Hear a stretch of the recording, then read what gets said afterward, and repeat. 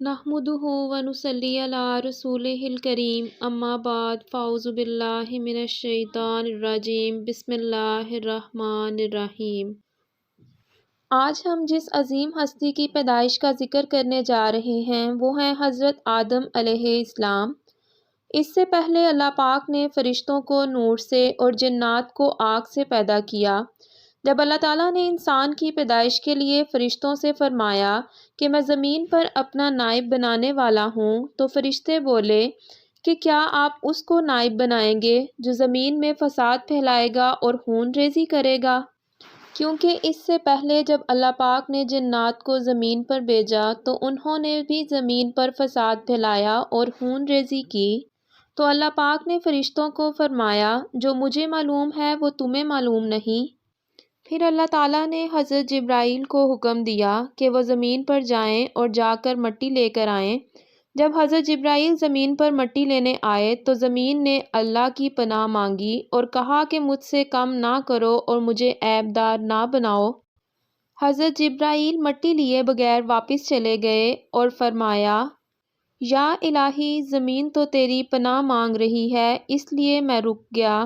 پھر اللہ پاک نے حضرت میکائیل کو حکم دیا وہ زمین پر آئے تو زمین نے ایک مرتبہ پھر سے اللہ کی پناہ مانگی اور وہ بھی بغیر مٹی لیے واپس چلے گئے اور اللہ تعالیٰ سے ارشاد فرمایا کہ زمین تو پناہ مانگ رہی ہے۔ تو اللہ پاک نے پھر ملک الموت حضرت عزرائیل کو زمین پر بھیجا۔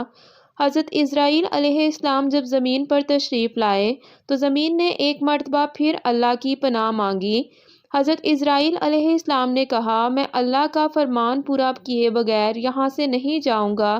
پھر انہوں نے زمین کے مختلف گوشوں سے مٹی اکٹھی کی، اس مٹی کو بھگویا گیا تو وہ لیسدار مٹی بن گئی۔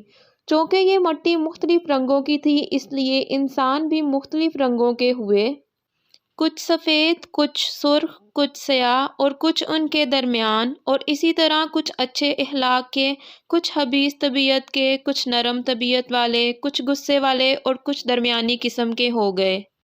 پھر اللہ تعالیٰ نے اس مشت بھر خاک سے حضرت آدم علیہ السلام کی پیدائش کی۔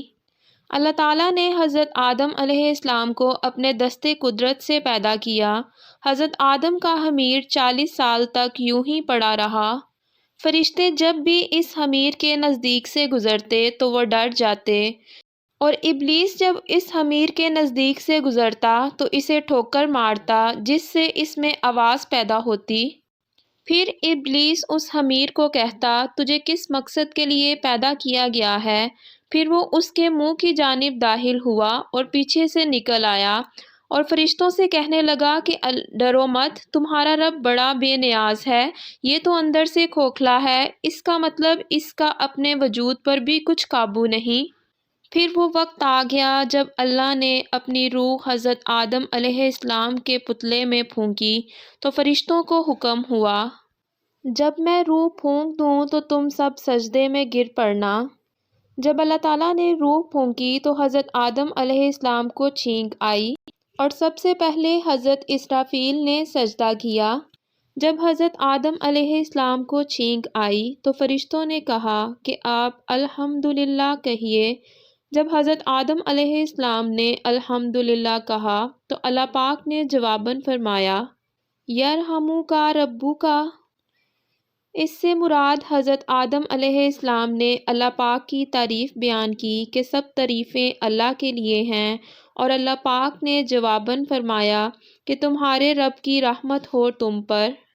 اب جب روح حضرت آدم علیہ السلام کے خمیر میں داخل ہوئی اور آنکھوں تک پہنچی تو حضرت آدم علیہ السلام کی نظر جنت کے پھلوں پر پڑی۔ پھر جب وہی روح حضرت آدم علیہ السلام کے پیٹ تک پہنچی تو آپ کو بھوک محسوس ہوئی۔ روح ابھی پاؤں تک بھی نہ پہنچی تھی کہ آپ جنت کے پھلوں کی جانب بھاگے۔ یہی وجہ ہے کہ انسان کو جلد باز کہا گیا ہے۔ روح پھونکنے کے ساتھ ساتھ اللہ پاک نے حضرت آدم علیہ السلام کو تمام اشیاء کے نام بھی سکھا دیے، اور جب اشیاء کو ملائکہ کے سامنے پیش کیا اور فرمایا کہ سچے ہو تو ان چیزوں کے نام بتاؤ تو فرشتے بولے پاک ہیں، ہمیں کچھ علم نہیں سوائے اس کے جتنا اللہ پاک نے ہمیں سکھایا۔ بے شک اللہ پاک بڑی حکمت والا ہے۔ تو اللہ پاک نے فرمایا اے آدم تو انہیں سب اشیاء کے نام بتا دے۔ جب حضرت آدم علیہ السلام نے سب کے نام بتا دیے تو اللہ پاک نے فرمایا میں کہتا تھا نا کہ میں جانتا ہوں جو کچھ آسمانوں اور جو کچھ زمینوں میں ہے اور جو کچھ تم چھپاتے ہو اور جو کچھ تم ظاہر کرتے ہو۔ تو فرشتوں نے حضرت آدم کو سجدہ کر لیا سوائے ابلیس کے۔ ابلیس نے سجدہ نہ کیا اور غرور کرنے والوں میں سے ہو گیا، کیونکہ وہ حضرت آدم سے خود کو بہتر سمجھتا تھا۔ اس کے مطابق اس کو آگ سے بنایا گیا تھا اور حضرت آدم علیہ السلام کو مٹی سے۔ تو اللہ تعالیٰ نے ابلیس کو جنت سے نکال دیا اور حضرت آدم علیہ السلام کو جنت میں رہنے کا حکم ہوا۔ پھر حضرت آدم نے جنت میں رہنا شروع کر دیا۔ ایک دن حضرت آدم علیہ السلام سو رہے، پھر جب جاگے تو ان کے سرانے ایک عورت بیٹھی تھی جسے اللہ تعالیٰ نے آپ کی بائیں چھوٹی پسلی سے پیدا کیا، پھر اس مقام پر گوشت بڑھ دیا۔ تو حضرت آدم نے اس عورت سے دریافت کیا کہ تم کون ہو؟ اس نے کہا میں عورت ہوں۔ آپ نے پوچھا کہ تجھے کیوں پیدا کیا گیا؟ اس نے کہا مجھے اس لیے پیدا کیا گیا تاکہ آپ مجھ سے راحت پائیں۔ اس سارے منظر کو دیکھنے والے فرشتوں نے حضرت آدم کے علم کا اندازہ لگانے کے لیے حضرت آدم سے پوچھا کہ اس عورت کا نام کیا ہے؟ آپ نے فرمایا کہ اس عورت کا نام حوا ہے۔ فرشتوں نے دریافت کیا حوا کیوں ہے؟ آپ نے فرمایا کہ اس لیے انہیں ایک زندہ شے سے پیدا کیا گیا ہے۔ پھر اللہ تعالیٰ نے حکم دیا اے آدم تو اور تیرا جوڑا جنت میں رہیں گے، تم اس میں سے جہاں سے چاہو کھاؤ۔ تمہیں نہ تو باطنی طور پر تمہیں بھوک کی ذلت اٹھانا پڑے گی اور نہ ہی ظاہری طور پر ننگا ہونا ہوگا، نہ ہی تمہیں پیاس لگے گی اور نہ ہی دھوپ ہوگی، اور تم ایک درخت کے نزدیک نہ جانا ورنہ تم حد سے بڑھ جانے والوں میں سے ہو جاؤ گے۔ چونکہ شیطان کو اللہ پاک کی بارگاہ سے ذلیل و خوار ہو کر نکالا گیا تو اس نے بدلہ لینے کے لیے حضرت آدم اور حضرت حوا کو بہکانے کی کوشش کی اور بولا کہ تمہیں تمہارے رب نے اس درخت سے اس لیے منع کیا کہ کہیں تم دونوں فرشتے نہ بن جاؤ یا ہمیشہ زندہ رہنے نہ لگ جاؤ، اور قسم کھائی کہ میں تم دونوں کا خیر خواہ ہوں، اور انہیں اپنے مکر میں لے آیا۔ جب حضرت آدم اور حضرت حوا نے اس درخت کا پھل چکھا تو ان پر ان کی شرم کی چیزیں کھل گئیں اور پھر وہ اپنے بدن کو جنت کے پتوں سے چھپانے لگے۔ تبھی اللہ پاک نے فرمایا کہ کیا میں نے تمہیں اس درخت کے نزدیک جانے سے منع نہ کیا تھا اور نہ فرمایا تھا کہ شیطان تمہارا کھلا دشمن ہے؟